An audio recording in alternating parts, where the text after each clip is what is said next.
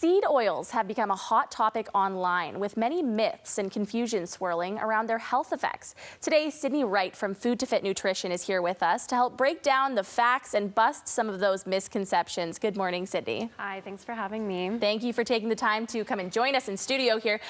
So let's start with the big question. What are seed oils? So seed oils, it's a kind of umbrella term that refers to all of the cooking oils that are plant-based. So this would be like safflower oil, canola oil, peanut oil. They're also commonly used in processed foods and fried foods. So a bit of a trending topic right now. Many people are talking about them, as we mentioned. What's the controversy, though? Oh, I mean, with social media, it's like a big game of telephone. So information gets oversimplified and then passed on, and we lose some of the nuance. So I think the biggest fear that I've seen circulating is the fear that seed oils cause inflammation and that they harm our health.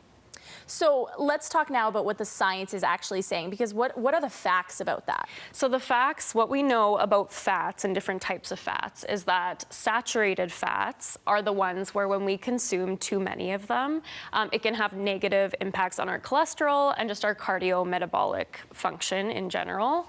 So seed oils are actually a really great source of unsaturated fats. And these are the fats that are typically anti-inflammatory and contribute to heart health a little bit better than some of our animal-based or like butter, for example, types of fats.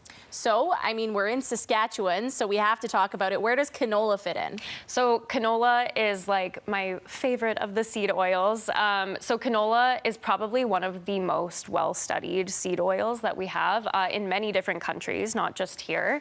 And across the board, the benefits of having canola oil in your diet, it's really well studied. So there are studies that have shown that using canola oil instead of butter has really positive effects on heart health. There are some studies that have looked at mortality rates and the correlation between the use of canola oil and then decreased mortality rates. So there are so many benefits from consuming canola oil, one of them being that it's a great source of omega-3 fatty acids, which are our anti-inflammatory fats. If people are listening right now and they're still a little bit skeptical, let's drive home some of those main points. So the main points is that all seed oils are a little bit different, so we can't lump them all together.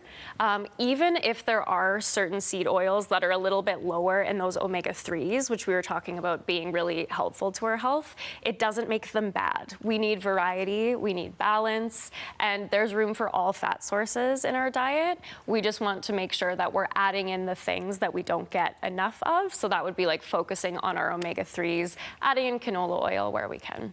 Any other points that you wish people knew about this topic?